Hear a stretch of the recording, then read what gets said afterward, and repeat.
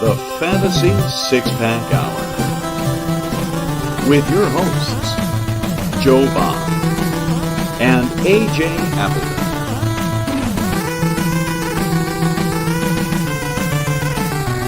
Touchdown!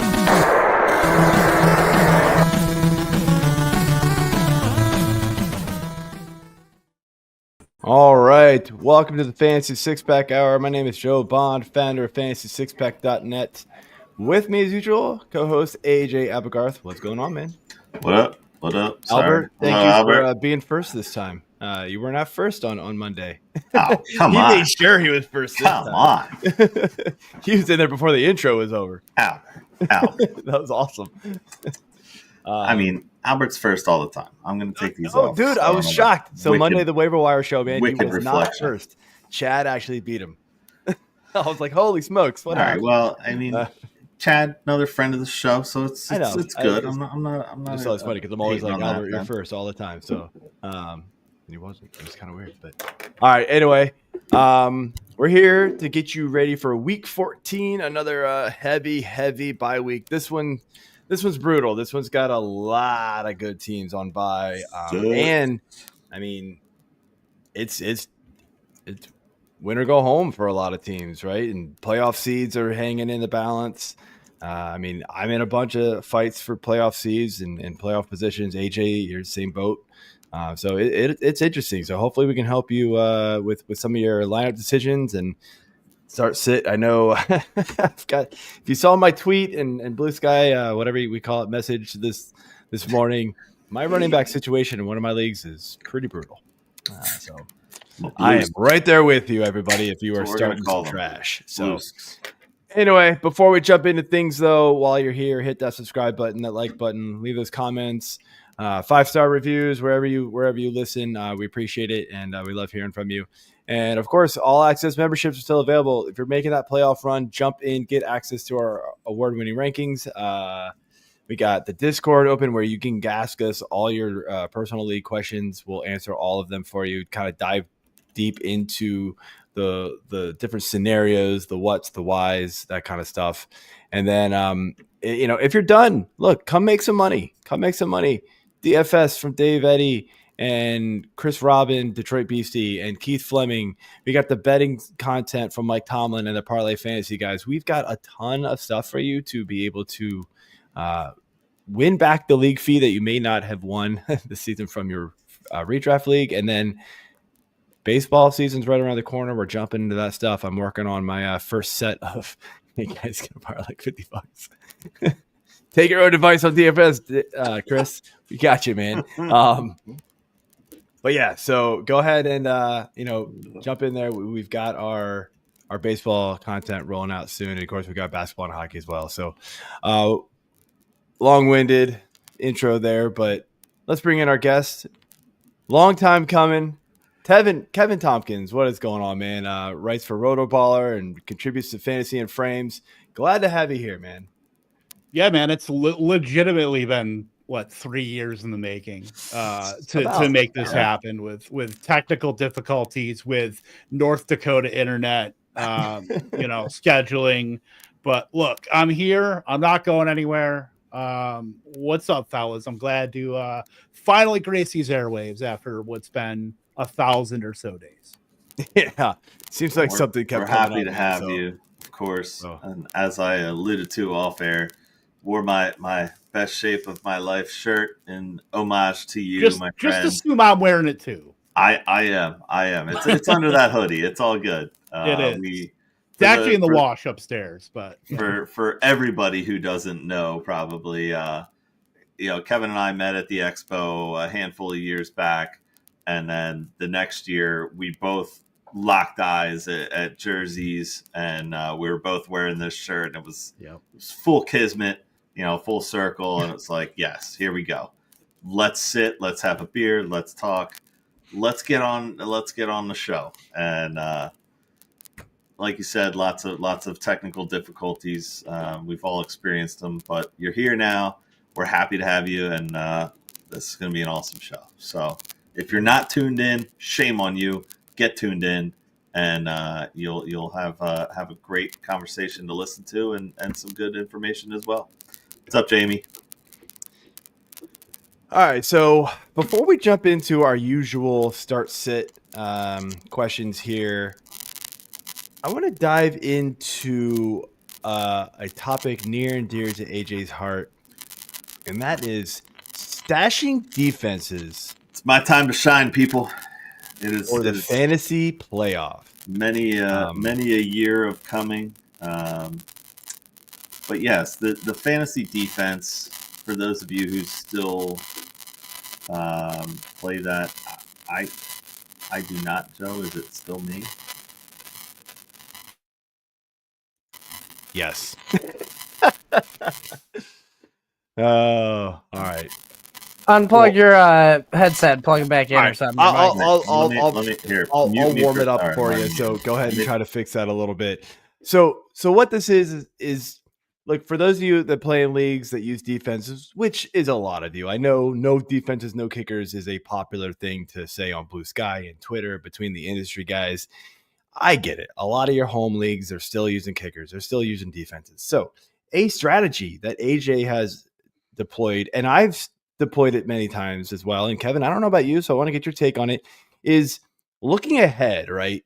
Not worrying about like stashing a bunch of random dudes who just might carry value at some point. You know, look, we're talking weeks 15, 16, 17, the last 3 weeks of the season, right? So use a couple of those spots, maybe get some of these like primo defensive matchups, right? I'm talking the guys playing Jacksonville at this point, the Giants, you know, stuff like that. Like, stash the teams playing those that have those opponents and reap the benefits of possible, you know, like lots of sacks, lots of picks, possibly pick six type of thing. Is that something you believe in, Kevin? I mean, just for like one of the league of records that I'm in does have a defense, and I have had Tampa stashed for a few weeks now, and that's been like my defense du jour for the fantasy playoffs, because they do play Dallas and Carolina in week 16 and 17. So definitely wanted to get at least one defense locked in, but usually I play matchups.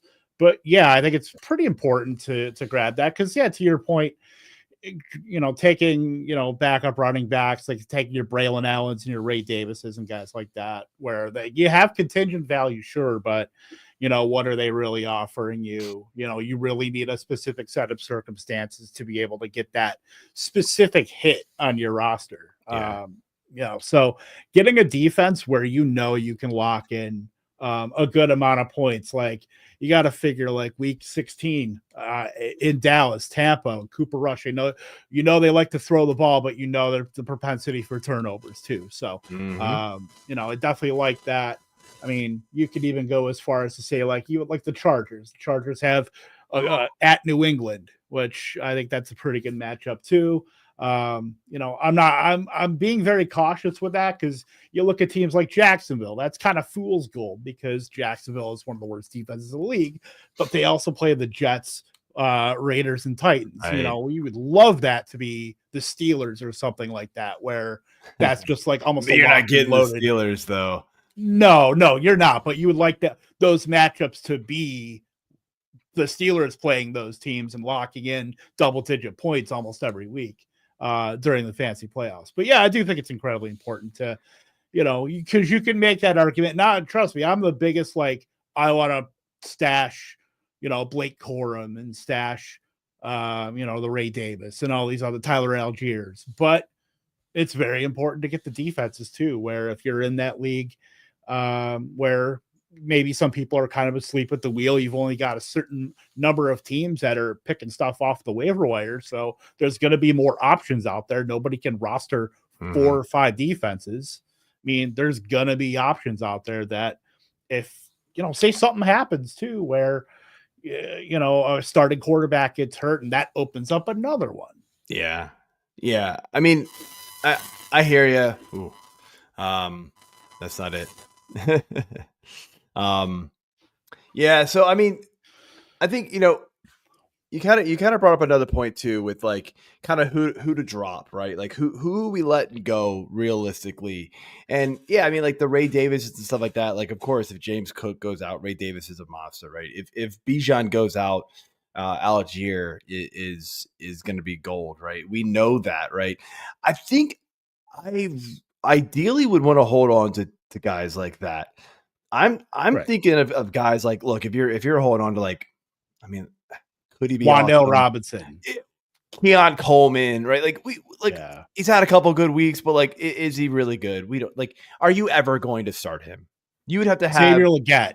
You'd have to have injuries to a bunch of your wide receiver starters, right? In order for those guys to be worth starting. And realistically, though, like, you could probably find somebody off the waiver wire who's going to be just as valuable as a Keon Coleman at that point. You know, like, it doesn't really matter at that point. So those guys have easy replacement value. So I think that's where I go. I would be looking at dropping like your bench receivers that you're never going to use, right? Yeah. Your if you are holding a backup tight end, unless they are like super good, just toss them aside. Like, just roll with your dude who you have, toss him aside, right? No use of keeping Tyler Lockett, you know. Probably not. Yeah, AJ, I don't know what's going on. Just stop using a mic, man. Just use your computer. Get a whiteboard and just write. Just use your computer mic and your headphones. That made me laugh too hard, Kevin. That would be awesome. Yeah. So I mean, AJ's got some picks here, and I'll let him kind of get into them as well. It's killing him too, because this is his shtick, man. I know this is his thing, man. Albert's over here saying I picked up the Ravens for next week against the Giants.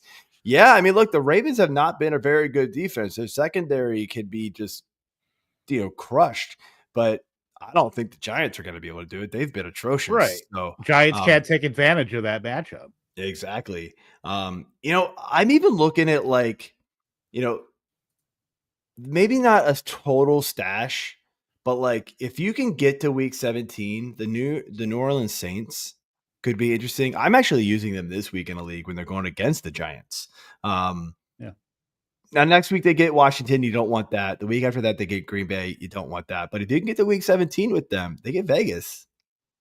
I mean, let's be real. Like, Vegas is not good. So, I mean, the Colt in week 17, Colts Giants. I mean, that's a bit iffy too. I mean, it's really who's playing the Giants, who's playing the Raiders, who's playing the Jaguars. Like, those are the teams you're really like looking for, and then you're kind of just picking and choosing from there. Well, so okay, let's say, for instance, a lot of teams, like a lot of your league mates have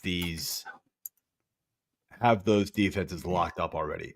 Any other kind of sneaky ones that maybe are going under the radar that you think would be good starts? That, look, we all know, you just said it, the Jags, the Giants, Dallas is even up there, the Patriots. We've said those. Like, anybody else that's like a little lower roster that you think could be worth picking up here for those last couple of weeks?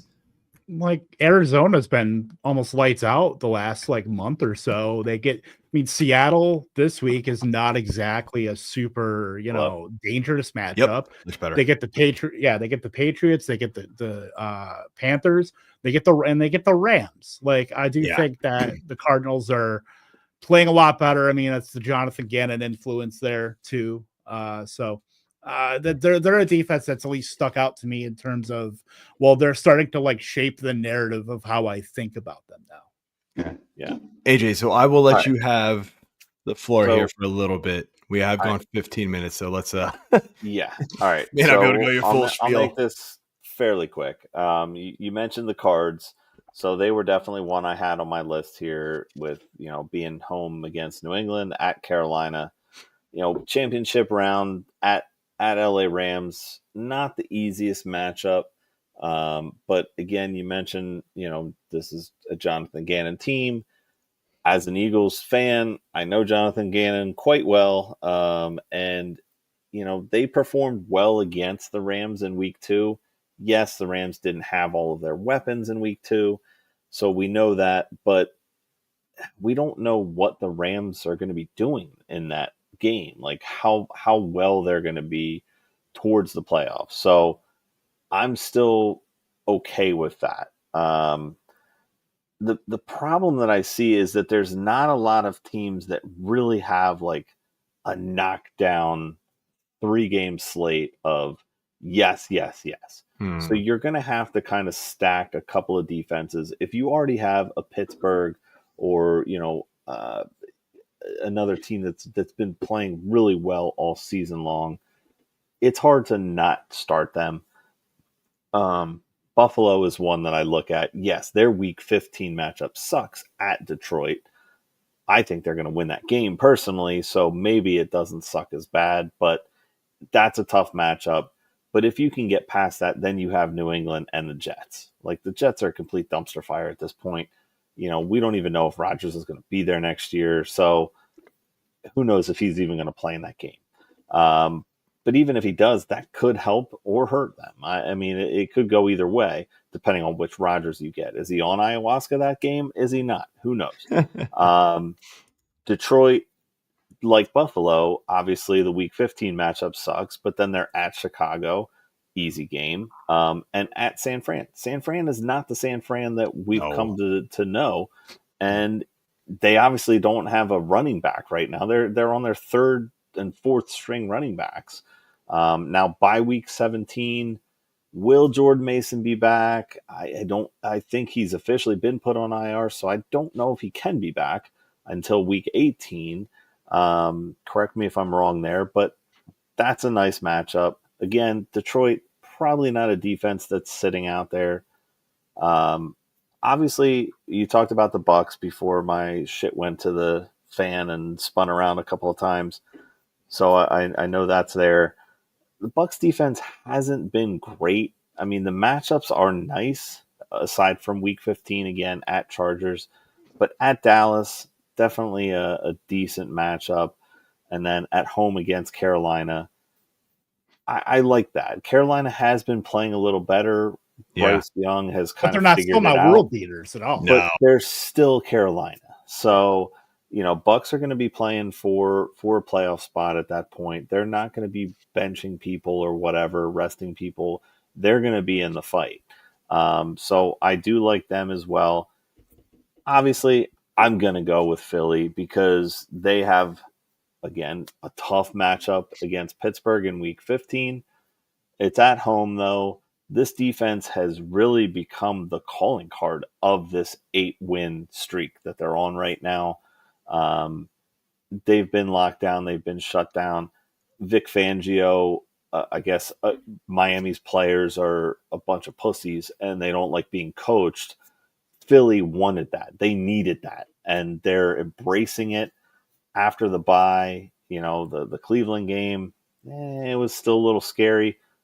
They still won the game, and they've gone on a tear ever since. This defense is legit. They're literally the best, scoring defense in the NFL in general. Pittsburgh at Washington, another tough divisional matchup, and then at home against Dallas. I still like it. I'm running the table with them. I have no problem with that. The wild card team, and again, Philly you might not be able to get at this point, but the wild card team here is Tennessee. And maybe you mentioned this. I don't know. I was obviously technical difficulties. This week, Jacksonville at home. Next week, Cincinnati at home. It could be, high scoring against them. But since he does turn the ball over, I'm not as afraid of that matchup. Tennessee 16, does tend to bring teams like down with them. That's exactly. Like people are like, oh, well, we're going to play down to Tennessee's level, and then they get stopped. At Indy in week 16, and then at Jacksonville week 17, like boom, that's the money game right there. If Tennessee is out there, and you get a preview of it this week, like going into the playoffs, you can see what they do against this terrible Jacksonville team. And, it's the second game. Maybe Jacksonville will figure things out. They're not figuring anything out. I love Dougie P with all my heart. Thank you for the Super Bowl, but you are getting fired this year. I'm sorry, my friend. And maybe that's the game where it happens after that, and they don't even keep you for the week 18. I mean, at this point, they might as well just go through the season. But, exactly. So there you go. 5 minute spiel. I think I did pretty well on that. Yep, good stuff. Got a question here from the Smitty. Is Evans playing this week? I mean, I don't really know the answer. My gut says yes. They've done this a lot with Mike Evans where they don't practice him at all. He doesn't need to practice. He can go out there Sunday and just be fine. He's played through this injury the last couple of weeks. I think he'll probably be able to do it again. So, keep an eye out things. It might be a game time decision type thing, but my gut says he will play. I don't know if you guys have any difference of opinion there. No, he seems like a guy that'll gut through it. I mean, he's been playing through it, so it's very rare you see, like, I think that might have happened to, like, I can't even remember who it was, but like the multi-week injuries where like you see like the third week they set out, like that's rare. I mean, Godwin's still obviously not there. They can lean on Cade Otton a little bit, but they still they have Sterling Shepard, or the ghost. He's of been Sterling decent Shepard. Actually. He's been solid. 7 targets the last 2 games. Baker was a little banged up in that last game too. It looks like he doesn't have any injury designation at this point, at least according to the fantasy sites that I have him in teams. I think Evans plays. If he sits this week, who cares? It's Mike fucking Evans. He's going to get 1,000+ yards every year until we're dead and gone. The ghost of Mike Evans will come back, laugh at Sterling Shepard while he's running down the field. He's the Frank Gore of receivers. Really. That's a great comp. All right, let's jump into our start sit questions here. I'm going to set the stage, Mike, if you want to get the rest ready here. We got our week 14 start sit. Mike. I mean, I'd really like to just watch the rest of this Packers-Lions game, but that's just me. Yeah, Mike's like, okay, you can handle it from here, right? All right. I don't want to have it muted, but I guess I'll have it muted. I know. I'm like, damn it. I keep seeing random things, and my mic was actually really fine. I'm just watching this game. Oh, that's what it was. Yeah, he wanted to watch that. Joe, you get to start us off as always, and just so you know, Kevin, just how this works. Basically it's start 1, sit 1. When we get to the running backs and wide receivers, start 2, sit 1. Gotcha. Joe, you got Russell Wilson this week, coming off a hot week. Versus Cleveland, or you want Brock Purdy versus the Bears? Fight. This one's super close, man. I'm leaning right now a little Brock Purdy. I think, with the lack of a running game, they're gonna have to open up the pass game a lot more, and we're gonna see a lot more Deebo involved.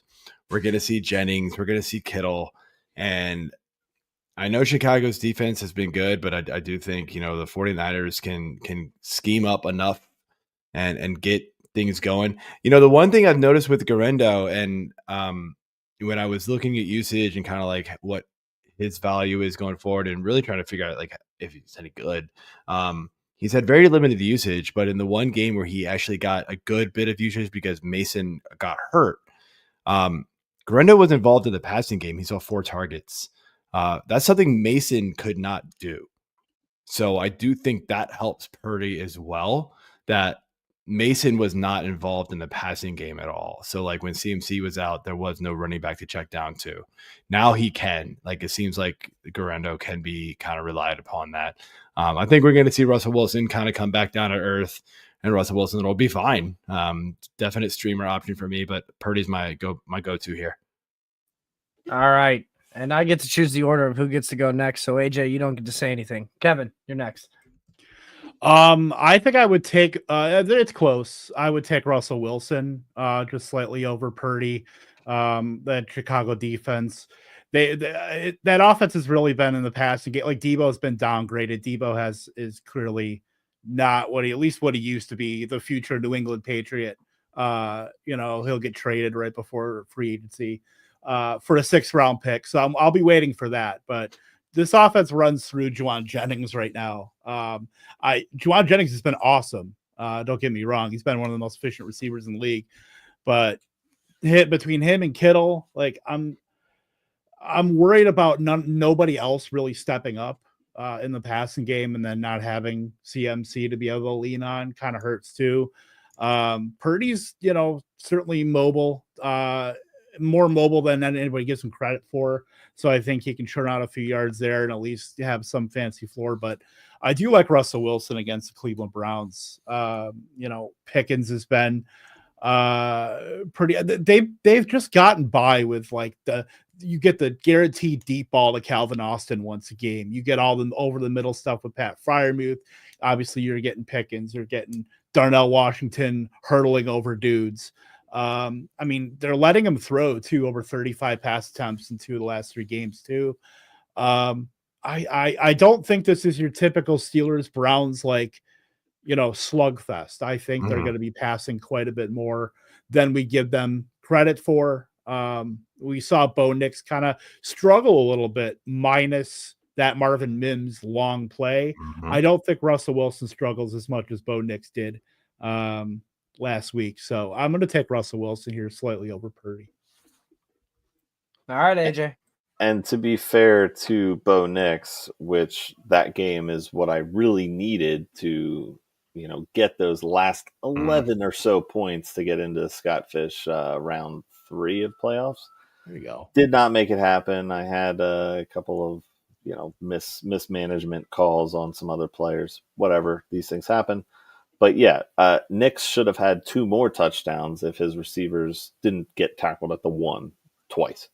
Right. 2 receivers, 2 instances. But the game may have been different from that. That Mims play was phenomenal. Oh my God! By the way, I was like, thanks for the 2 points you're giving me. Oh, wait a minute. Okay, thank you. You now have 7, 8 points. All right, great. And yet Sean Payton just will not play that guy over 40% routes at all. He's just like, you know what?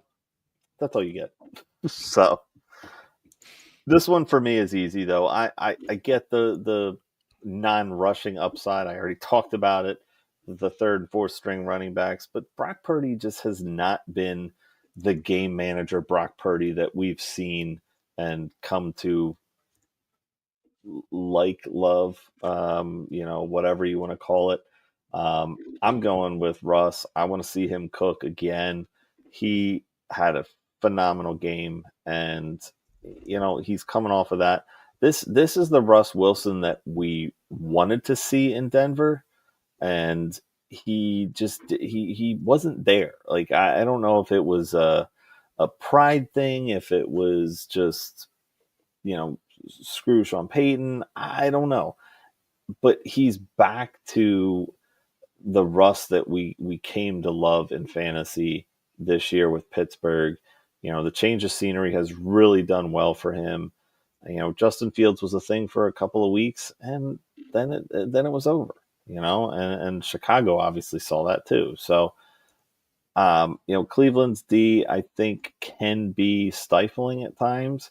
So I don't see him putting up last week's numbers, but I do think he's going to outplay Purdy this week. So I'm going with Russ. All right. We'll move on to the next one. And Kevin, you could lead us off with this one. I hope this one is a fun one for you. Geno Smith versus the Cardinals, or you want the rookie Caleb Williams versus the Niners? Fight. Yeah, this one's tough because I have so much best ball equity tied up in both of these offenses, and the Bears have kind of screwed me a little bit, but I'm going to go with Caleb Williams, who's been awesome the last 2 weeks. Last 3 really. Not really the last 3. Actually, I think he was outside the top 20 against Green Bay, but at least I think he was top 5 in the last 2 weeks. Under Thomas Brown, 26 fantasy points, at least in both games. He's running the ball, and the offense has turned into a 2-man game with DJ Moore and Keenan Allen. He has not clicked with Roma Dunte for whatever reason, and it's really weird. The fact that, I don't want to say it's duplicative skill sets with like him and DJ Moore, but like we want Rome Odunze to be like that other guy that plays off of DJ Moore that basically runs the kind of same ADOT stuff. But DJ Moore's been like a line of scrimmage guy, which has been really, I don't want to say jarring because that's like what he was in Carolina, like very early on in his career, where he was like a kind of line of scrimmage guy with Curtis Samuel and Robbie Anderson, chosen, whatever his name is this week. But yeah, I do, but I do like Caleb Williams here. I know it's at San Francisco. You know, that's certainly like kind of the scarlet letter.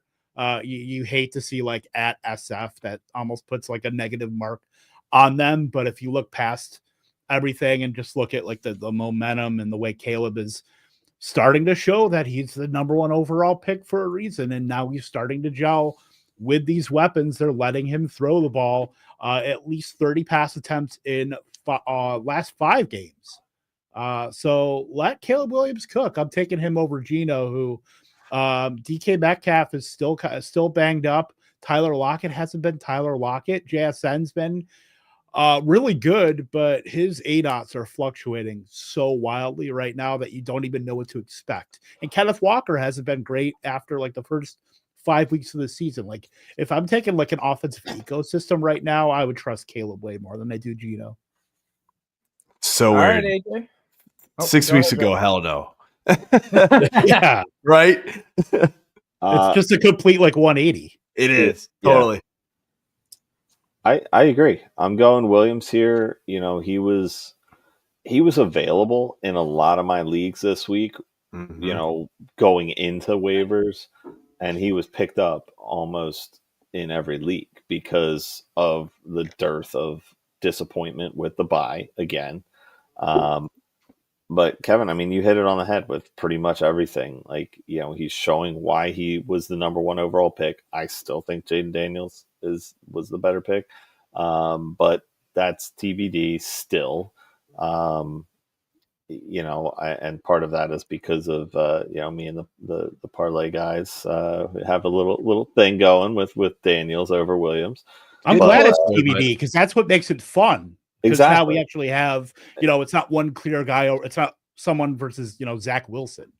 Yeah, exactly. So I'm leaning on Williams this week. I love Geno. I love what he's done since coming to Seattle and, you know, really turning his career into something. I didn't want to say turning it around because he didn't have a chance to.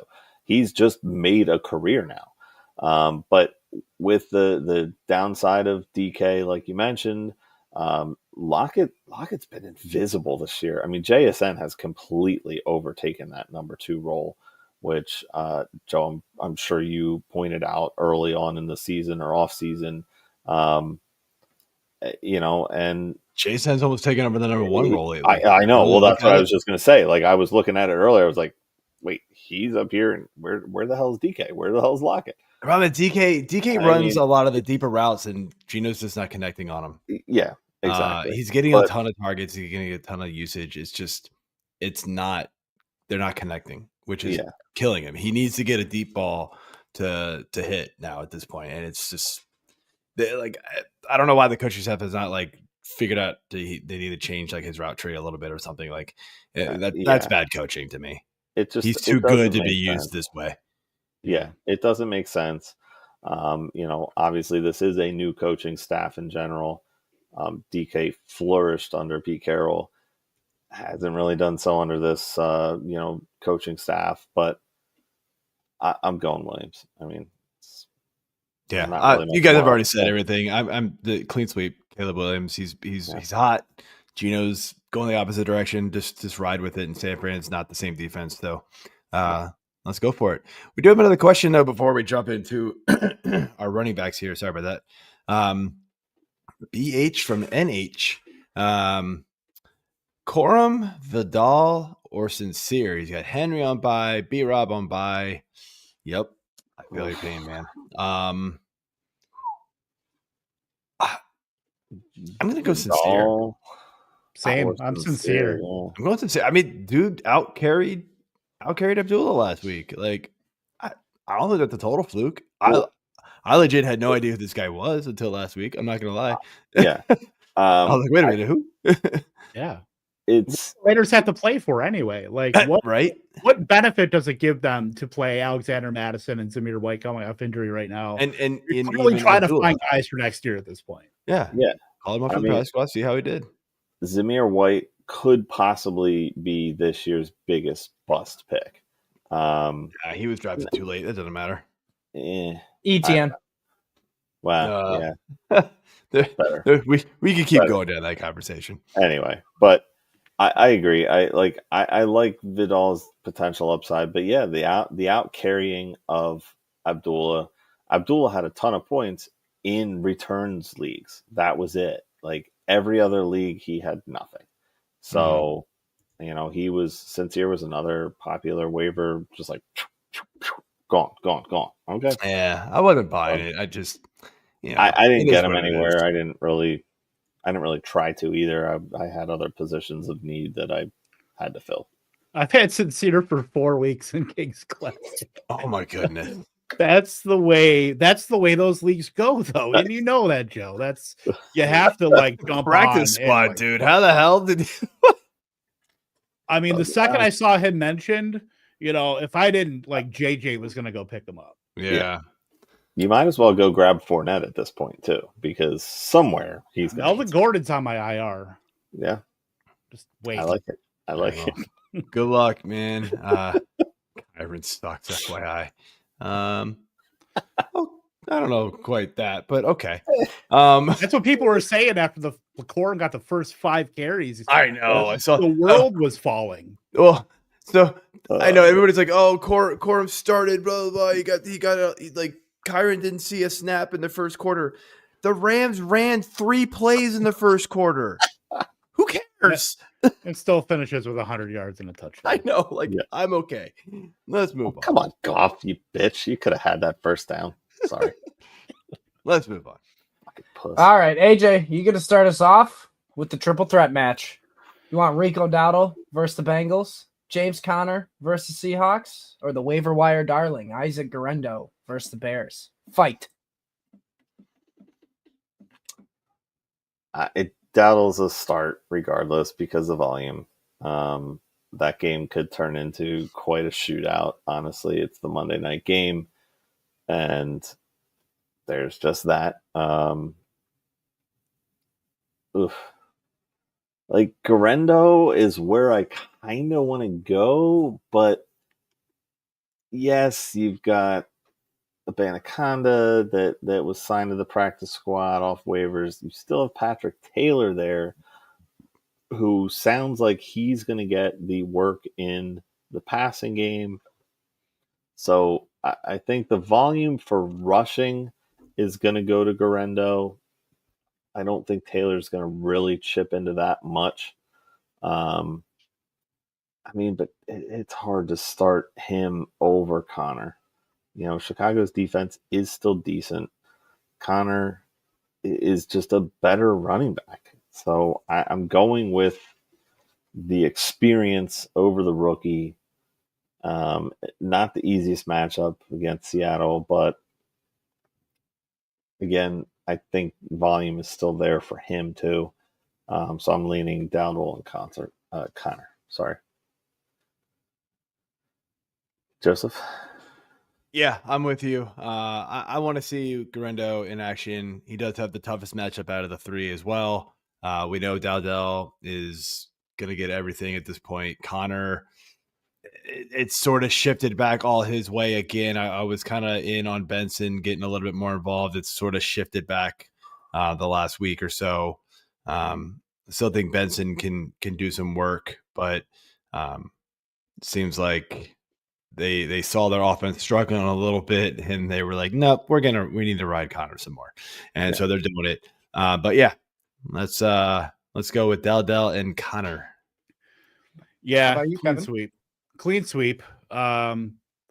Guerendo. Yeah, there's some risk there where you could see Patrick Taylor eating into way more than we'd like with Guerendo. We already want to ticket that guy for 15 to 17 carries, and I don't know if we're quite there yet. with that. And then I know Arizona loves to play cute with James Conner too, because they love using Amari DiMercato for whatever reason.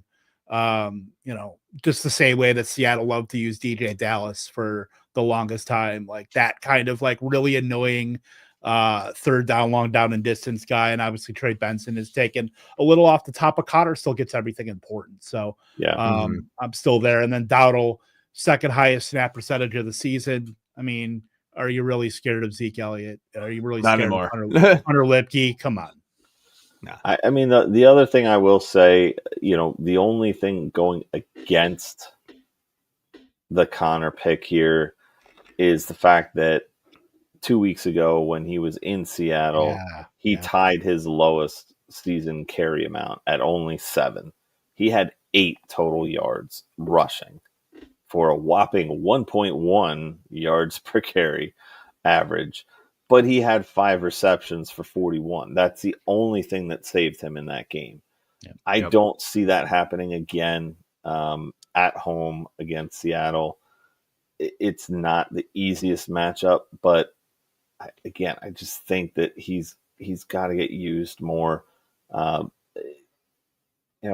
Murray is meh.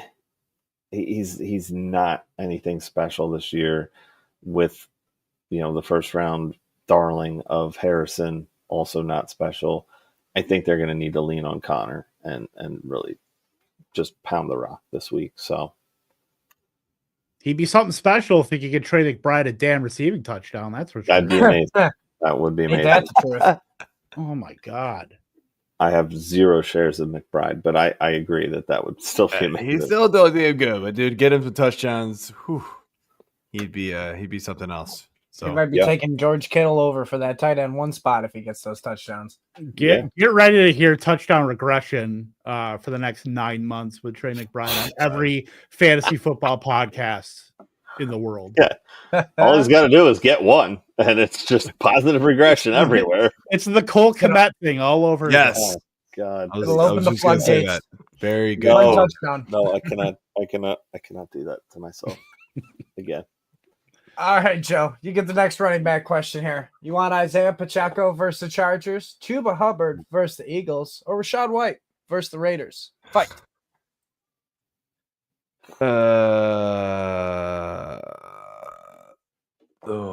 That's not an answer. These guys are all like better options than like a lot of people are starting right now, me included. But man, you don't like these options. Hubbard's got Brooks kind of coming up right now. White's losing all the work to Bucky, right? And Pacheco probably has like at least his arrows pointing up, but you still kind of wonder like how much they're going to trust him and how much they're going to lean on him going forward. They want to keep him healthy for the playoffs. We know this. My lean is Hubbard and White. There's really only it's really only because I kind of worry that Kansas City is still going to keep Hunt involved enough, and Pacheco's just not going to get the work. White at least typically gets a lot of the passing down work, and I mean I think last week they could not sit Bucky Irving. He was just on fire. So like it was, I don't know if that's going to be typical. And Bucky's dealing with an injury, so who knows, right? I mean, maybe they slow roll with him a little bit, but give me Hubbard and White. It's close though. All these guys are like back to back to back in my rankings. Kevin? I think I'm Pacheco and White. I am scared off by the Jonathan Brooks stuff. Chuba picked like the worst game in the world to be like the least efficient he's been last week. And that coinciding with Brooks's more ingratiating into that offense. I think that's not a great sign for Chuba Hubbard, where I think even though the thing is they paid Chuba Hubbard too. So that's like the wrench in the thing where, they paid him, so they're going to have a commitment to him. Maybe they want to run back the D'Angelo Williams, Jonathan Stewart stuff again, like with 2 running backs. but Rachaad White still carries a big role. He was surprisingly efficient, 11 for 76 on the ground, still had 53% snaps, 56% routes last week. So I think White's, even though Bucky exploded, I think Bucky's a better running back anyway. I still do think there's plenty of good game scripts there for Rachaad White. And then Pacheco, granted, he only played, like, I think I had it up here, 37% of the snaps. But obviously he's trending upwards, and he was way more efficient, 7 for 44 than Kareem Hunt was. The only thing is that it might be like the kind of LA Lakers thing where we know they're playing for the playoffs. What does it do for Pacheco to get like 70% of the snaps in week 14 against the Chargers when we know that they're gearing up for the playoffs? But I think they're going to have to get some mileage out of him to get him back into the Pacheco that we know. Yes. So I do think that Pacheco and White, just because White's role is so solid, and I don't think he's losing that, even though I was arguing for that all day long in favor of Bucky. Give me Rachaad White and Pacheco over Chuba Hubbard. AJ. Yeah, I mean, Pacheco is interesting to me because I liked what I saw out of him with the 7 for 44. Did have a reception. Yeah, 5 yards. Okay, whatever. But he hasn't played in forever, since week 2. That's the first game back, and it's an amazing average for rushing compared to what they've seen since he's been gone. Hunt's been okay. Completely gone last week, though, and he cost me a couple of matchups. They've got 5 more weeks here to get Pacheco going, to maintain this 1 seed, or hopefully have it going into the playoffs to get that bye, get him another week of rest before they really make a push towards the Super Bowl. I like the uptick for him. Chuba against the Eagles, I'm sorry, but I don't see it happening. Rachaad White, yes, Bucky had an amazing game last week, 25 for 152, whatever it was. They're still giving Rachaad White double-digit carries, and he's had double-digit carries every week except for 3 weeks this year, at least 10 carries. Last week he went 11 for 76. Yeah, okay, it's Carolina. So that only gives me way more hope that Saquon Barkley might just break the rushing record this week. But he is, Joe, you mentioned he's involved in the rushing or the receiving game. Mm-hmm. He hasn't been the last 2 weeks. He's only got 1 reception in each week. But before that, yes, he was heavily involved in the receiving game. Part of that may have been because Godwin and Evans were out. It was basically Rachaad White and Otton were the receiving options. So now that Evans is back, it seems like that's kind of tailed off. Maybe that changes against another weak opponent. So I'm going with White and I'm going with Pacheco. It's close for Pacheco Hubbard. I just don't think Hubbard's going to perform well against the Birds. I mean, so here's my argument against Pacheco versus Hubbard, right? Is Pacheco we know is going to split, right? Hubbard is still getting the dominant workload. Yeah. And I don't think Brooks takes that over. Yes, Philly has a good run defense, 4th best against running backs. The Chargers are 5th best. So, who would you rather have? And I know a lot of people think, Jonathan Brooks is going to start taking over. Let's take last week a little like in context, right? Hubbard was still on the field for 55 snaps. Brooks saw 15. Yeah. Give me the guy that's on the field the entire game. Again, it's close for me. I'm kind of torn on it. I just think that volume-wise, they're going to get Pacheco more involved. Brooks doesn't scare me that much, but I just don't. I don't think either one of them is going to perform against the Birds. You know, maybe I'm biased, but the Chargers are a hell of a defense too. How likely are we going to see, Raheem Blackshear with fourth quarter carries, like pulling a Chris Rodriguez just because the Eagles are up 49-7? Yeah. I mean, hey, we would have thought that when they played the Chiefs, and look what happened. Well, the Chiefs are like the worst one-loss team in NFL. Right. I know. The way they've been playing, Brock Bowers almost single-handedly beat them. They are this year's Eagles. Like, they've gotten lucky through these first 11, 12 games, whatever it is. And they don't care about the regular season. They have no reason to. I know. That's the thing.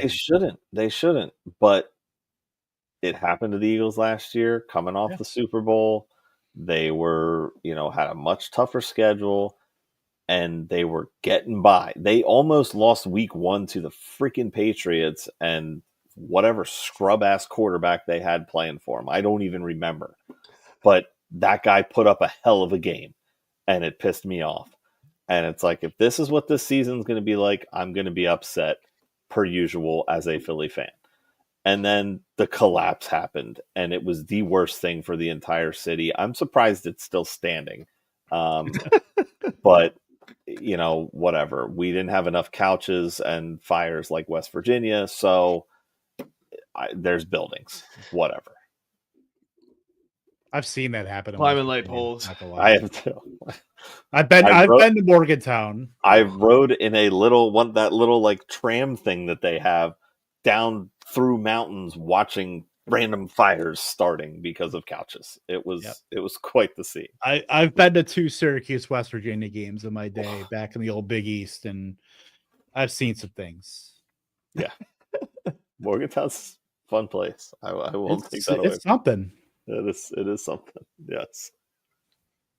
I'll give you something. The wide receivers, we got to start this week, boys. All right. Let's do it. Kevin, you got DK Metcalf versus the Cardinals, Jakobi Meyers versus the Buccaneers, or Brian Thomas Jr. versus the Titans. Fight. Same thing. I'm taking two of these, right? Yes. Sitting one. Okay. Jakobi Meyers, I think he's locked in right now. Just the way that the targets are flowing. Aiden O'Connell's actually been a lot better than we've kind of hoped. I mean, granted, that was against the what we've been saying for the last 3 minutes, the fraudulent Kansas City Chiefs that don't care about the regular season. But DK Metcalf didn't practice Thursday. I'm a little worried about his availability. So I think for that reason, and then just looking at, and I know it's tough because Mac Jones had to come in. Obviously, that hit on Trevor Lawrence by Azeez Al-Shaair was brutal. And that kind of goes without saying. But the fact that Mac Jones looked way better, throwing the ball, I think it was like 20 of 32 for 2 touchdowns. And then Brian Thomas was a big part of that too. 4 for 76 and a touchdown. It was a little bit inefficient, but I think I would take Brian Thomas and Jakobi Meyers here just for some of the volume stuff. We haven't seen it a lot out of DK Metcalf, like just going back. He's got 9 targets in 2 of his last 3 games, but it hasn't been very efficient with Geno Smith. We talked about that before, where it's like we're just hoping for a lot more out of the Seattle offense under Ryan Grubb and just really haven't gotten it. We've really gotten like JSN volume, and it's been pretty hit or miss with DK Metcalf even when he is on the field. So, and then he gets at Arizona, which we've been talking about, the Arizona Cardinals and pumping them up too. So give me Jakobi Meyers, give me Brian Thomas Jr. I'm going to take the talent of Thomas over DK Metcalf, who might be a little bit hobbled. AJ. Yeah, I think I agree. I mean, I've been a fan of Meyers all season long, and since last year when he finally decided to be able to find an end zone, which he could not do in New England. Metcalf, I love Metcalf, but he just doesn't have it this year. And, the injuries have been an issue for him. Now, again, Meyers is coming into this week questionable. We'll see how that pans out. I would think he's still going to play. Thomas is a stud. I mean, as far as receivers go for the rookies, I mean, he's right up there. He may even be ahead of Harrison in my mind. I was just going to ask you that. Like after Neighbors, there's a conversation. It's definitely Neighbors, and I think the pecking order is Thomas ahead of Harrison. I never thought I would say that, but the stats back it up. McConkey. That was the other guy where you could almost make a case for him too. I mean, shit. I think both of them are ahead of Harrison. McConkey's been awesome. I think give Harrison more consistent targets, and we're having a different conversation. That offense is just like, it's up here one week and down the next. And I don't think it's his fault. Like it's just weird. It's not. And he had all the expectations. I mean, we had to take him at the 1-2 turn to be able to draft the guy.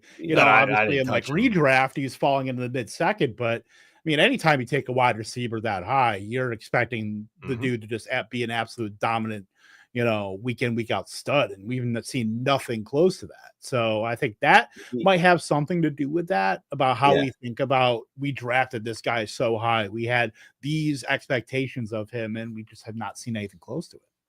I mean, targets, his games, he has 2 games with less than 5 targets. Yet his most targets last week with, I believe it was 12. It was 12, yes. And he had 11 against Detroit in week 3. He has no more than 5 receptions in one game. He has 6 receptions against Miami for 111 and a tutty. That's only his second game of 100 yards. Harrison is a bust. I mean, let's be real about it. He was a bust for where you drafted him compared to what he's given you. And I blame Murray for it. He's too short. He hasn't run enough, and he sucks. I'm sorry. Like, he's just not the quarterback that Harrison should have had. So either way, I stand with my neighbors, Thomas, McConkey, Harrison. Joe?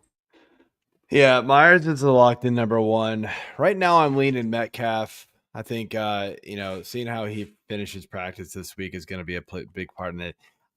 I do worry about Thomas with Mac Jones. Like, I mean, we saw 2 games where he had 3 targets, then another game where he saw 7, and then, of course, last week's game when Mac Jones came in and they were already down like 40 points, it felt like. So all they could do was pass. I mean, look, maybe that same game script happens again against Tennessee. They get down big, but I don't know. It just feels like, Mac Jones kind of had that backup mojo going right last week. It was like, how that happens? Like the backup comes in, the team's not ready for him. He looks awesome. And then the game when he starts, when the defense is like ready for him, it's the adrenaline's not running, like, oh, I got to come off the sideline, drop the clipboard. And then the guy sucks. Again, they just need to go get like CJ Beathard and let him start the first play, and then drop Mac Jones out there for the rest. Yeah. Sure, whatever's got to work. But I mean, I'm just, I gotta believe that Metcalf can get a little something done against this Arizona defense, which realistically this is not very good. So. Whatever a game he's gonna figure it out, and kind of have a big game again. It's this one. I just worry. I just worry with Brian Thomas and Mac Jones. You should worry because there's a bipocalypse going on. Oh, okay. All right, move on. I mean, I would start Brian Thomas Jr. over a lot of guys. To be fair, none of the receivers on the bipocalypse are in this option for picking. So, well, of course not. You can't play them. Exactly. So why are we playing DK Metcalf? He might as well be on the bipocalypse. I mean, if he's injured. Move on. My point exactly. All right, AJ, you get the next one here. You get the hot Jerry Jeudy against the Steelers. Keenan Allen also hot against the Niners. And then you got Khalil Shakir against the Rams. Fight. Jeudy just an absolute start. 200 yards, big gaping middle finger to Denver. Dude, that was the best picture ever, by the way. I had to put it in my usage article. Such a game. He's just standing there like I just wish Steve Smith was there to see it. Oh, that was so awesome. He was awesome in that game. I watched that game on Monday and was just in awe with him every time he touched the ball. So he's a definite lock-in start.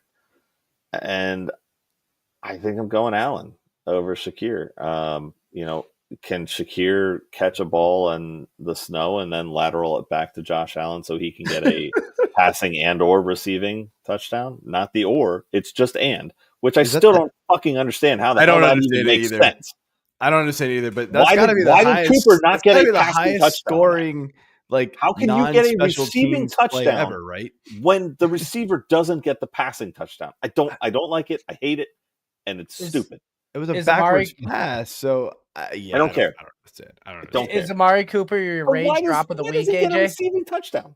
Yes, this is a great fact here. Terrible. Jamie pointing out, Surtain held Jeudy to only 28 yards. 207 of them came against the other secondary. So why did Denver not put Surtain on him every freaking play?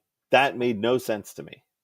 And they even brought it up in the game. They're like, well, Patrick Surtain's out here. And I'm like, okay, thanks, John Madden. Go suck a turducken down. He's got 200 yards on everybody else. Look at the steam color out of his head. Now here's a guy. Here's a guy who goes up against a defender that's not Patrick Surtain. Tyler, I saw your comment earlier that he only has one target. You should have been in the Discord earlier. I was trying to talk somebody into not starting him, and I got the entire rest of the Discord telling me I was crazy. Yeah, he's not droppable, but not droppable. But he's hard to start. He's just not getting. He has Packers wide receiver syndrome. Yeah. I mean, we see it all. He gets like 3 targets one game, 6 the next, 2 the next. It's hard to start him, but you can't. Yeah. It's impossible. It's almost impossible to drop him. Like, who are you dropping him for? Yeah. Anyway, you had Jeudy and Allen. Am I next? Yeah, Jeudy and Allen. That's it.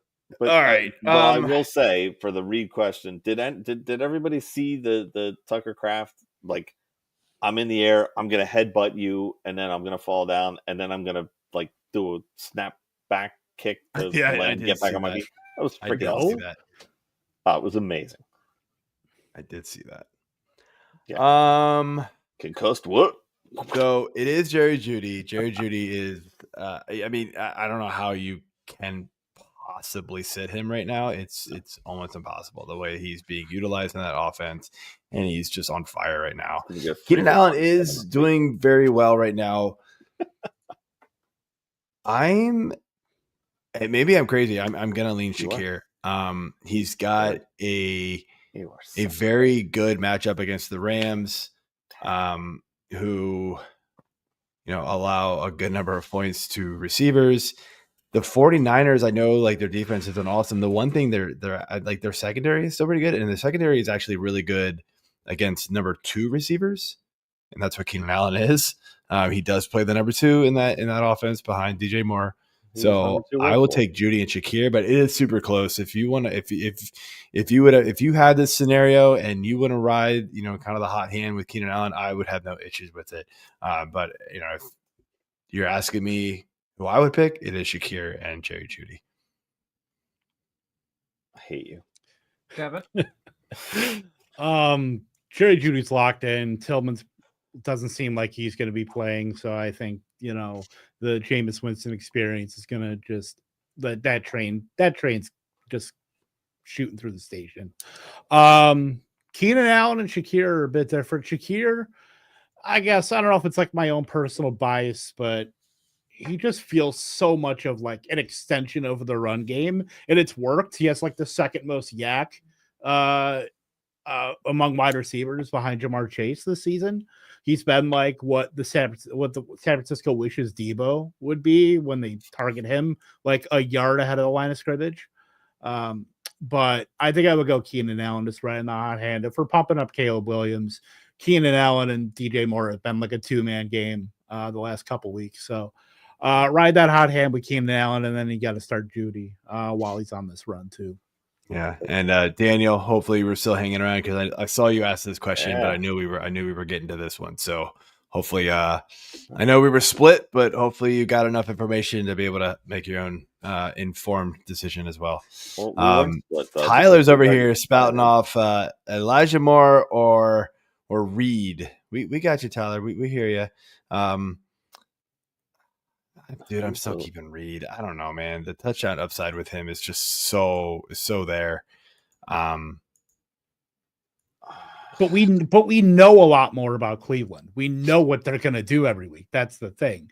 Green Bay, 500 yards. But once Tillman, once he does come back, like how much does Moore get involved? Like how much does that take away from Tillman? Isn't it sick that like you have to make that decision if Tillman is back, that you can actually tell yourself that Moore still has like a floor that's comparable with Jaden Reed right now? Jamie, please, if you're listening still, chime in here. What is the pulse on the Cleveland receiving? Like, that's sick to me. Like, yeah. I mean, I feel like, Jamie, you should be driving down to Canton, going into Centennial Park or whatever. History shows those Cleveland can't be trusted. I mean, yes, no kidding. Yeah, it's. I picked Jeudy, but mark this down. Watch him go 3 for 27 this week. It's been said. As long as Njoku goes 6 for 85 and 2 touchdowns. Exactly. Give me those 2 touchdowns. It's a Njoku game. We get 2 pick sixes from Jameis. We should get all of that. How many games has that happened where you have 2 pick sixes that are like 100 yards each? Well, here's the problem, right? Didn't he do that against the Texans when he was playing for the Bucs, like in like week 16 or 17? Yeah. It's like, I'm young, I'm dumb, I don't care. That first quarter where he had 4 interceptions, like I remember watching that, like because I had Jameis Winston. Well, lots of negative points that week. I mean, I get it. I get the frustration with Reed, but like, it's just. It's like it's a different guy every week, right? This week's a Watson week. Next week's gonna be a Reed week, right? Dobbs is banged up. Wicks, but like still, nobody has. It has never been a Dobbs week ever. Watson has 6. Although what's funny is Dobbs is on the field more than any of them. Right, always. exactly. Always. He makes no sense. Watson has 6 targets this week. He's Kraft a healthy has 5. decoy. That's all Dobbs. Wicks has 3. Sims has 1. Reed has 1. Zeros across the board for Reed right now. And you know what kind of Dobb I'd rather have in my possession at all times moving forward? A bingo Dobber than freaking Dobbs, the receiver. Because he sucks. He is absolutely worthless. He's injured. I don't care if you're standing on the field. You're not doing anything. You're basically a blade of fake grass. That's how much worth you have. Tyler, I'm taking more to answer your question. Yes. Oh, there was a question? I thought you were giving another rage drop of the week. I'm sorry, I blacked out. Yes, this was the question. Yes, I did see that. Paying homage to our guest. He typed it in like 400 times. Sorry. This is the actual question, the one that's spelled right too. That's what I'm saying. Oh. He was paying homage to our actually, no, it's not spelled right. He did M-O-R-E. Sorry. Not calling you out, Tyler. Just realized it wasn't totally calling you out. Calling myself out for being an idiot and not realizing it wasn't spelled right. Send him a middle finger emoji now. Do it. No, I'm good. Not you. All right, Joe. Tyler.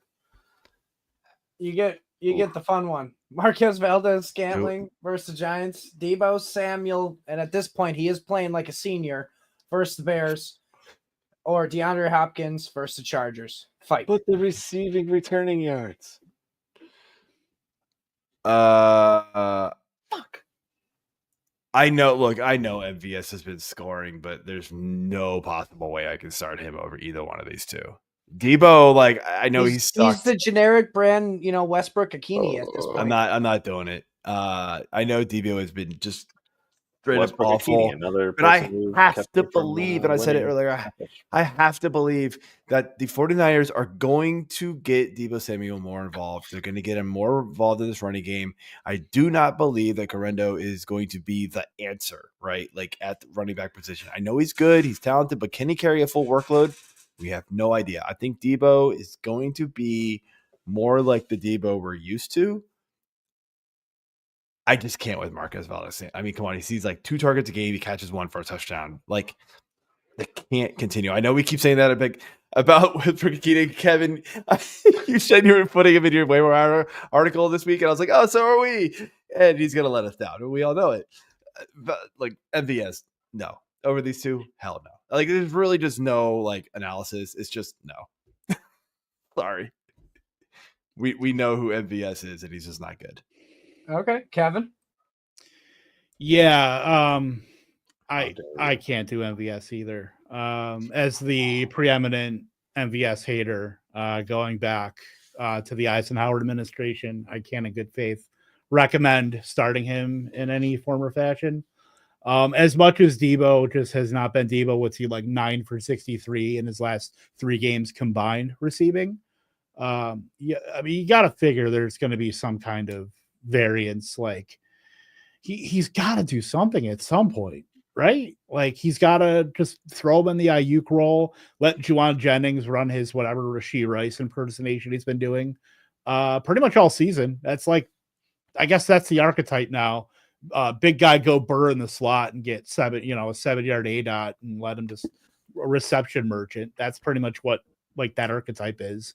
But let Deebo run like the Brandon Ayuk routes. Like let's throw him deep and see what we can do to stretch out that offense. So maybe Guerendo can get some better looks, inside. And maybe if they want to let Patrick Taylor be the PPR scam or whatever they want to do. But I would trust that versus literally flipping a coin with MVS. And Hopkins is like playing 60% routes every week, but he's the routes that he is running, he's making count.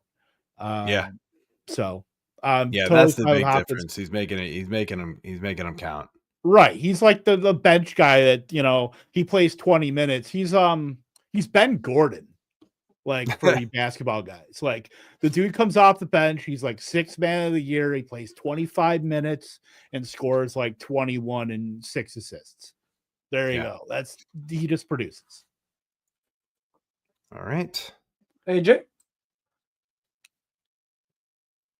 I am beyond disappointed in both of you because MVS, yes, okay, great. 2 to 3 catches a game, blah, blah, blah. Like 1 to 2. The Giants is who he's going up with. You missed your golden opportunity for the hashtag Suck It Keith right here. Throw the banner up, Mike. What are you waiting for? The Giants have given up over 150 yards in 4 of the last 5 games to opposing receivers.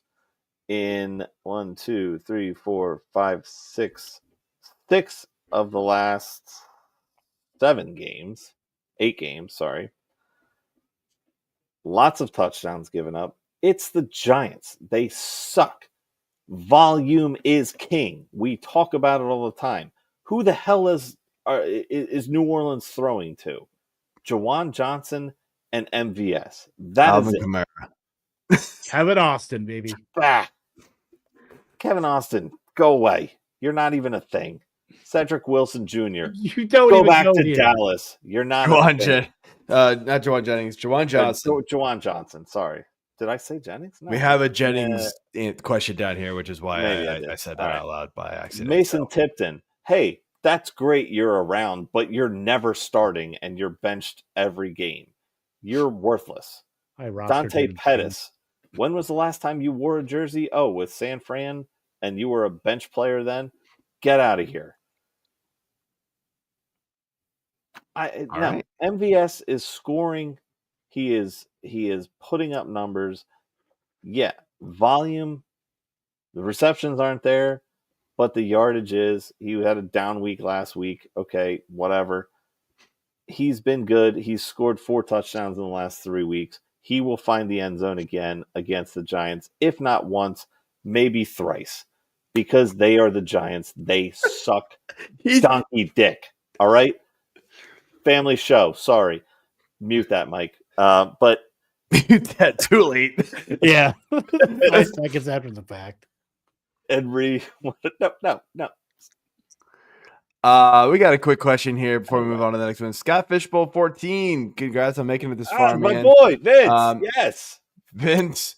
You got Juwan Jennings, Tyrone Tracy, or do I fire up Darius Davis against the Chiefs? Wright has been giving up a ton of kick returns. Might be a sleeper. I'm still rolling Jennings and Tracy. It's too much of a crapshoot with these kick return guys. Yeah. In my opinion, I just can't do it. But especially when you got guys like Jennings and Tracy, I just think they're too good to sit. I agree. I'm confused. Where's Wright coming into this? Matthew Wright, the kicker. Oh. Because they've been playing kicker roulette for the last. Yeah, that's true. month. Well, yeah, but I have Matthew Wright.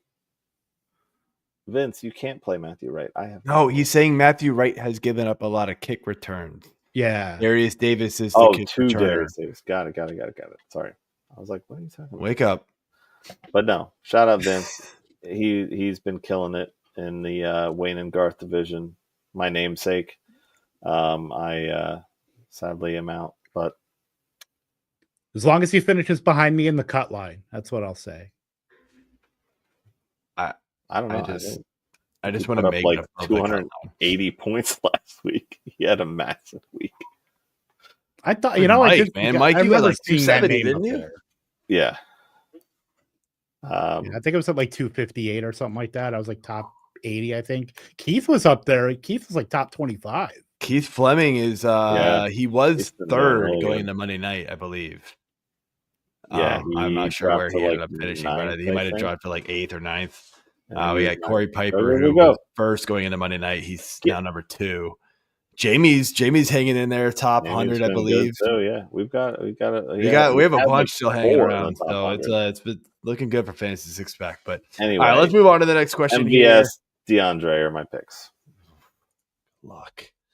All right, tight ends. Yep, Kevin, you get to choose our tight ends first. You get Cade Otton versus the Raiders or Evan Engram versus the Titans. Fight.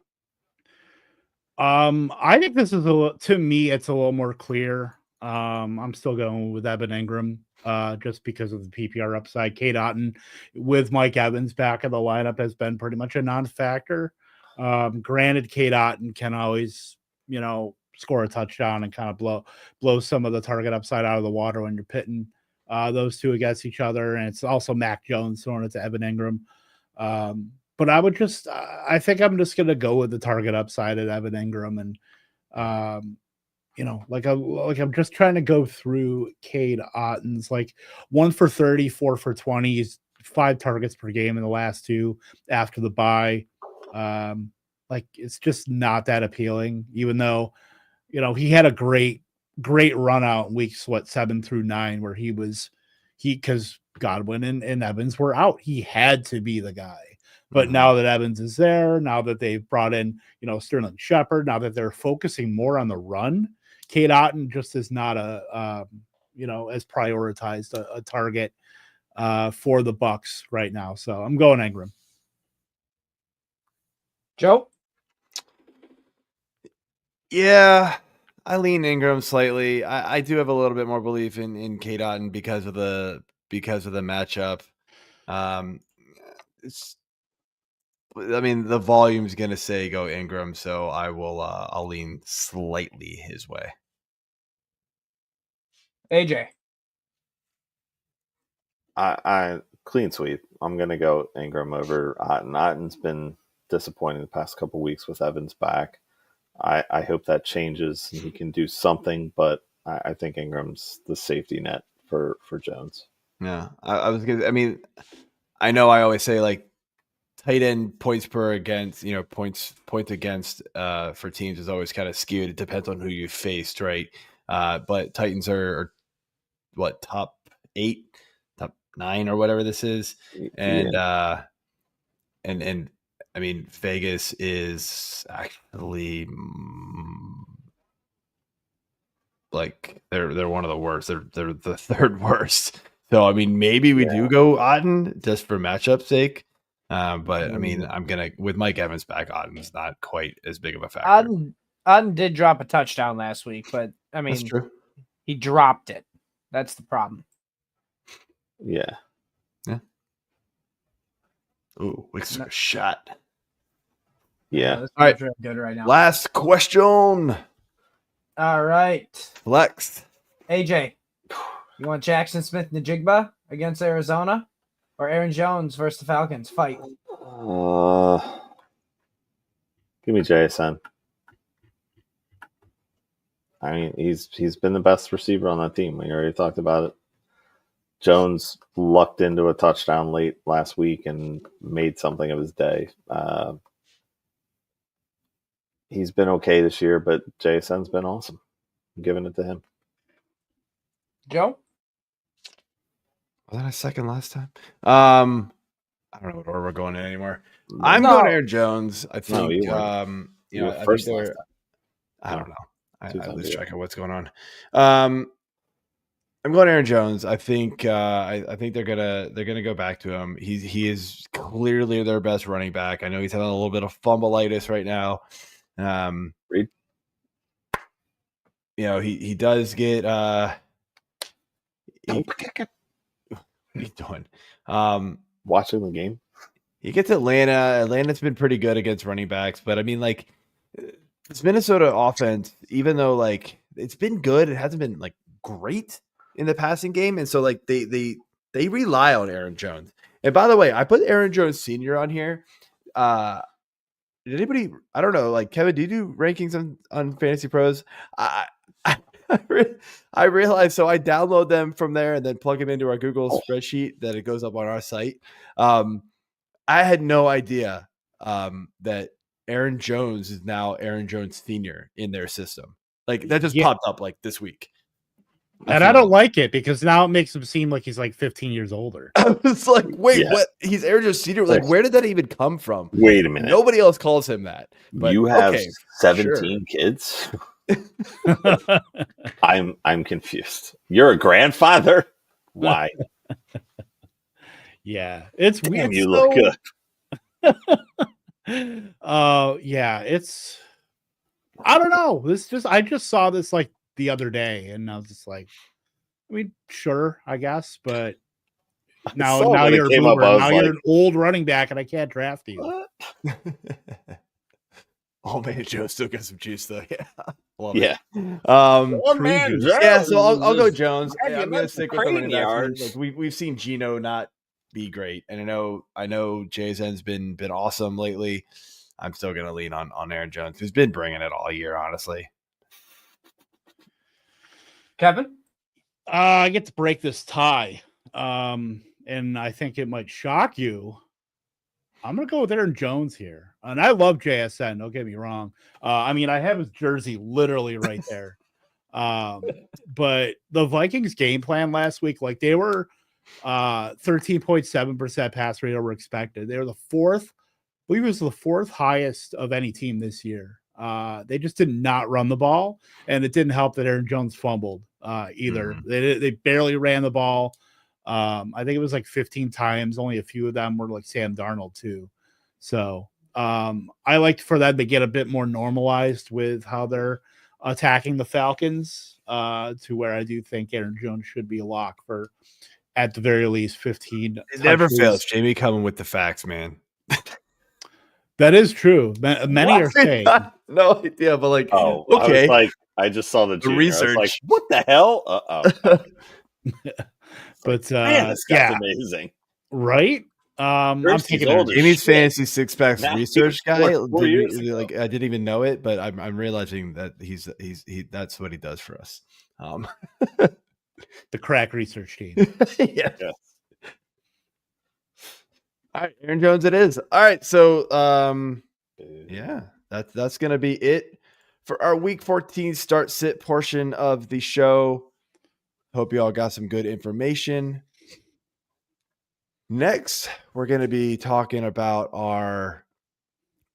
we call it the weekly observation portion of the show, but it's really just kind of, whatever you've found interesting the last couple of weeks, the whole season, what you're kind of looking forward to next year. We should give 2 each. Kevin, I'll let you go first, man. Yeah. So going back, this one doesn't go back too far, and we already talked about him today, but about Jeudy. Just the fact that the dude had a top 5 yardage game in the last decade. It was third on his team in targets last week. Behind Elijah Moore, behind David Njoku. Like, that blew my mind. And then something, I don't know if it's more of a question, but I'm looking at some of the because obviously we're through either 12 or 13 games with some of these teams, and just looking at some of the efficiency stuff, thinking about who I might want to draft, and the kind of middle to late rounds, like thinking who's going to be 2025's Dontavian Wicks, the guy that we cannot stop drafting. I looked to 2 names, Jalen Coker and Nye Mitchell. But I'm going to throw a sleeper in there. It depends on what they do to their wide receiver room. Kavontae Turpin, I think, could earn a lot more of the receiving role with that team. 2.5 yards per route run, incredibly efficient. We all know a lot of the yards per route run stuff that doesn't come with running a lot of routes. That typically means they're going to start earning it. The fact that Brandon Cooks is about a billion years old. Jalen Tolbert's fine. Jalen Brooks, Ryan Flournoy, kind of take it or leave it. But they've been involving Kavontae Turpin more in the offense over the last few weeks. And granted, it's Cooper Rush, but I'm intrigued to see if Kavontae Turpin can earn more of a role on the offensive side. If that could be like a Rashid Shaheed type upside. That's an interesting one. I have not thought about that going forward yet. I'm not worried about trying to make the playoffs. Yeah. What about like a Vele, someone who's kind of had some like hit or miss weeks? He'll be kind of like that area of the draft, same type of thing. He's like, it's like, oh, but he could be awesome. Like, you just get him more work. Like, yeah, maybe. Who knows? He's been earning routes too. Like, he's been the everlasting search for a Broncos wide receiver too. I mean, we've gone through Lil Jordan Humphrey, we've gone through Troy Franklin, we've gone through all these other guys, and Vele's been it. He's injuries, right? Or are people still going to try to make Marvin Mims a thing? At this point, he's Laviska Shenault. But it's sad. The way they play, Laviska's a grown-ass man. Marvin Mims is like 5'10", 190. But no, like I'm just trying to look through like some of these guys are going to fall through the cracks. And yeah, even like Marvin Mims, like I'm looking right now, 2.05 yards per route run right now. Like I don't know why he's not used more on offense, and what if Sean Payton hates the guy as much as Dennis Allen hates Kendry Miller, whatever the situation is there. But we know about Nye Mitchell. Yeah, Devon Vele, 1.71 yards per route run too. And we've heard all because he's a big guy. We know the Marcus Colston, those kind of comps, just as far as like a size and where he's used in the field, because he was used. He was a tight end. He had tight end eligibility on Yahoo when he was a rookie in 2006. He's always been a bigger guy, used a little bit more short, A-dot very early in his career, and then kind of obviously extended out once he started getting used more on the offense. But yeah, Vele is a really good one because year 2 Bo Nix, that could be really nice alongside Sutton. I'll tell you, if Vele was Marquise Colston, he would have gotten in from the 1. He wouldn't have just suckered down like a little bitch. So costing me my round. He's only a rookie. He's only a 38-year-old rookie. I don't want to hear it. Okay. I don't want to hear it. Try harder. Okay. I'm wearing a shirt that says I'm in the best shape of my life. Where the fuck are you, Vele? Come on. From the 1. You can't get in from the 1? Rookie. You've been very aggressive tonight, AJ. I know what you're talking about. It's a lie and a truth all at the same time. My observation, thanks Taysom Hill for getting injured again. You've been completely absent for my my team in the eliminator and my second quarterback because of whatever MLF's rules are for eligibility. I don't want to hear it. All right? I'm allowed to rant when I want to rant, Joe. Oh, no. It's not just your show, okay? I am a co-host. Or so I thought. But yeah, I'm kicking ass in the eliminator. You're welcome. Sorry that you've been out of it. Yeah, you're right. Round is the shape. I like to use the guy with the pregnant belly emoji a lot the last couple weeks, okay? These things happen when you get old, Jamie. How's Centennial Park treating you today? Huh? Is there a Browns game on tonight? No, there isn't. Anyway, I love you, Jamie. I'm just kidding. Happening right now. Oh my god. I'm still pissed about the Bo Nix lost 2 touchdowns. Joe, take it away. I'm done. Get over it. Jesus. No, I will not. Hey, that made Michael Burton's night, okay? Oh my gosh. Ruined my chances. We already actually talked barely about skip a lot of into the usage trends that I usually get into with some of the start-sit questions and some of the questions that we had from the live audience here. I got one more, though. I want to talk about the Jags and the running back room. We did not get into this at all. And so it was Bigsby's first game back from the injury. He did see less work overall. But with the fact that they got down so early, so quickly, it was pretty it was good to see that he got 7 carries, right? The whole second half, he was basically invisible because they were coming from behind, and that's Travis Etienne's role. And so you saw that, like, Bigsby wasn't on the field. I think he saw like 1, maybe 2 carries in the third quarter and none in the fourth. So like they were using Travis Etienne. And I know, like, you would think, like, look, Mac Jones is the quarterback. They're going to be a negative game scripts going forward. Their schedule is actually pretty favorable to, like, be in competitive games that's going to keep Bigsby involved. So I think we could still use Bigsby as like a flex spot in some cases. I wouldn't totally shy away from him. And like Corey brought it up, like, because he was in his waiver wire article. We did it on the show Monday night. Bigsby's rostership percentage had dropped to 45% during his injury time. Like, that doesn't make any sense. Like, guys, I'm starting people way worse than Bigsby this week. If Bigsby had been available in my league, absolutely, I'm taking him up. No, we don't. But we talk about a lot on the show. We got it. We don't discriminate from any team except for the Cowboys. Yeah, because and the Giants. They're sucky. Well, yeah, Cowboys are sucky. Giants are sucky. Cowboys sucky. Hashtag sucky Keith. Hey, I get to start tanking. I got another fun one for you, Vince. If you really like that running back room, we'll get to another one here soon. I will say, thanks to my tie against Keith in the F6P OG League, I have a shot. Had you won, you'd have even more of a shot. Yeah.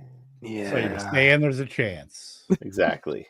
I just love that he spent all of his fab to pick up the Dallas Cowboys defense, and that's what beat you. He did, yes. He literally had spent not a single dollar on fab the entire year. He wasn't paying attention or something. I don't know what the hell he did. I think he spent 2, and then he just ran out. $999 on the Cowboys defense this past week. Started him 22 points. There you go. No, so that was after I tied him, though. Oh, was it? That wasn't against him. I thought that was this past week. No. Okay. He dumped it on this past week. Oh, yeah. Okay. Sorry. I thought that was against you this past week. That's what I meant. No. You tied him 2 weeks ago? I think I tied him. Well, then you just suck because Keith's team has been terrible all year. So, yeah. Well, he finally decides to sign on after he ties. He's like, wait, I might be good again, and then he dumps all his trying to foul play on spoiler.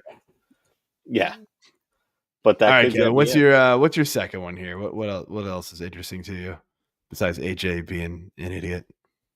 I did mine the Jeudy and the. Oh, okay, you did both at the same time. Okay, gotcha. Okay, yeah. all good. Okay. Sorry, AJ, you got anything else? No.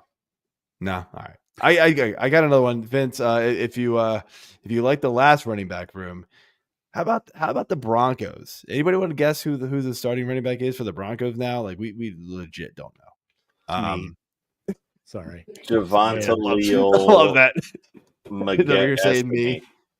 Look, Jaleel McLaughlin stole the show. He looked really good this past week. He looked better than any Broncos running back had all year. Looked so good. I think they should use him. Yeah, exactly.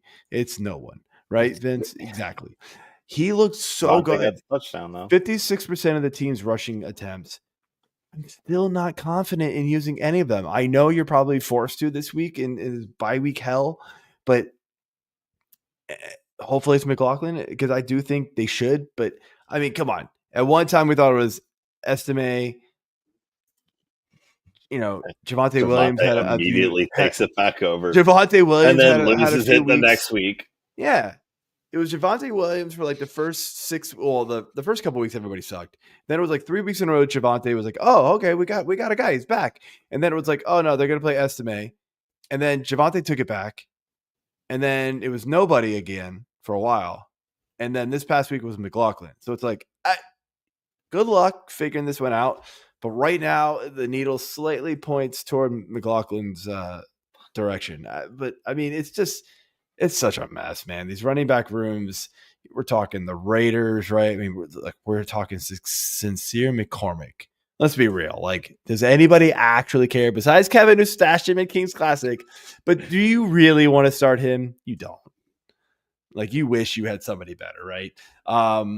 Rather start him. The Chargers, I mean, Gus Edwards and Kamani Vidal just not really getting it done, unfortunately, without Dobbins. The running back situations for a lot of these teams right now is getting very murky. You really need, I know we had a lot of good running backs this year, but some of them, like, it feels like we're starting to lose more and more of these guys that we've been able to rely on. At least like the top end guys are all still there, but those like flex low end RB2 guys are like slowly starting to like disappear. And it's I think that's really going to hurt teams in the playoffs that we're kind of riding that wave of RB, that like what third, fourth, fifth tier of running backs on their back end of their teams.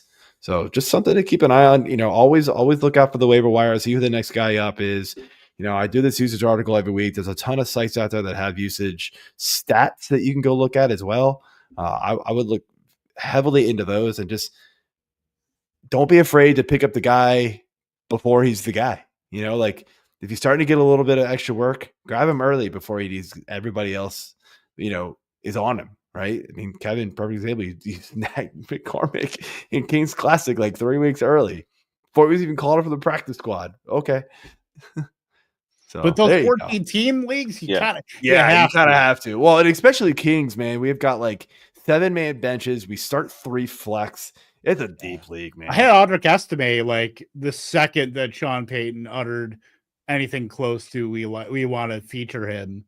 And he was pulled the rug out. League. I think he was drafted in my league. He was drafted, and then someone dropped him. Yeah. With a lot of the running back stuff, I think. Are you trying to tell me it's a 0 RB year next year, Jamie? I know you are the biggest Roschon Johnson fan, and look, he got the concussion. Good. He's never taking over DeAndre Swift. He's just not. Like, this is not going to happen. I'm sorry, it's just not going to happen.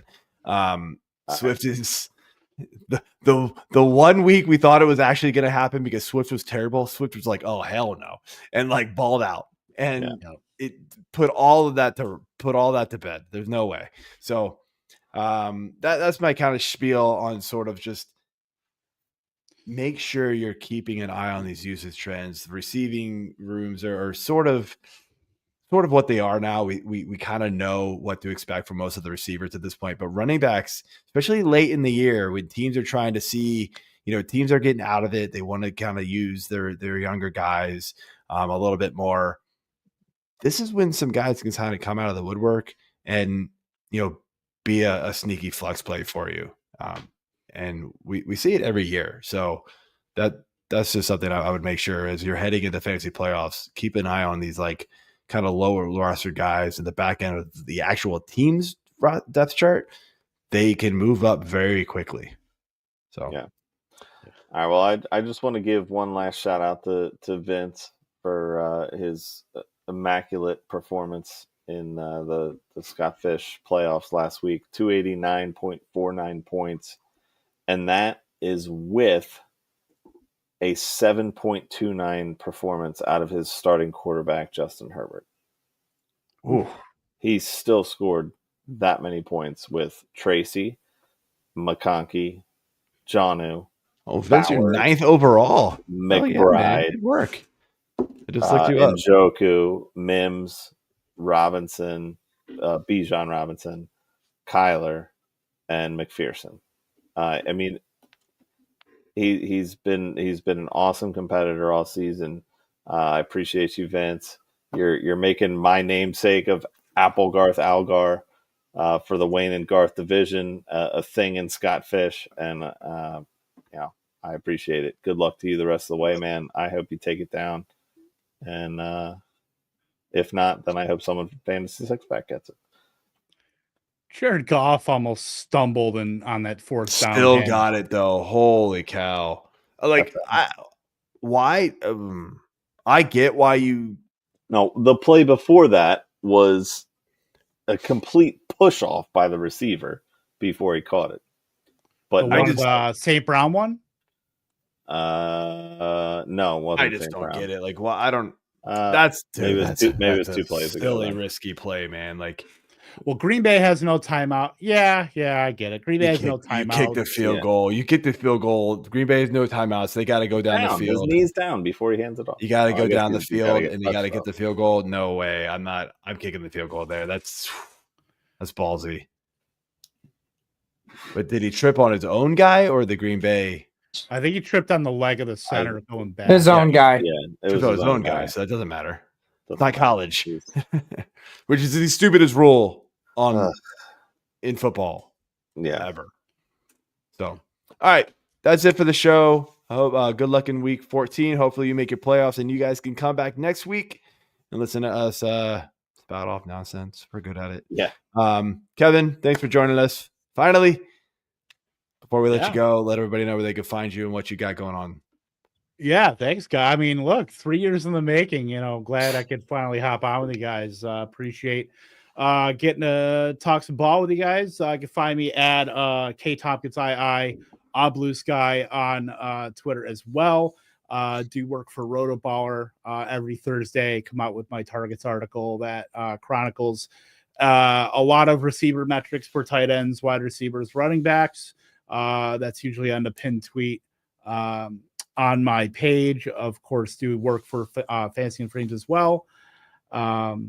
And doing the waiver show, with Keith Fleming and Joe Metz, the Daily Fix on Friday, talking about the DFS slate. So definitely a busy guy around these parts. And you know what? It's week 14, and there's light at the end of the tunnel for us creators here. Getting a little breath. I wish I could do that, but I jump right into baseball.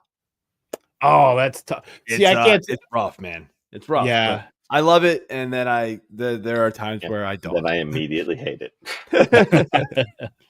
Nah, it's a good time. So, all right, Kevin, thanks for coming on, man, and hopefully we'll do it again soon. Absolutely. All right, thanks, man. We'll talk to you soon. All right, so it looks like Lions are a field goal away from winning this. Shank it. Totally jinx it, but shank it. Baseball, go Rays. You suck. Could use a commentator's O's fan back here. Careful. As long as we can both agree, screw the Yankees, Vince. Then I can be friends with you. Are we gonna hang out for the field goal? I don't know. It already happened. I mean, I'm over. delayed. I'm delayed. So you guys, yeah, shocker, you're delayed. First losing night in 5 days feels bad. You'll be all right, Chad. But yep, there we go. Lions win the game. I'm sure everybody else already saw that if they're watching live because my feed is super delayed than everybody else's. I don't know why, but all right. So that's it for the show. Good luck, everybody. Week 14. Tune in next week, same time, same channel, 9:30 p.m. Eastern time. See you then. Peace.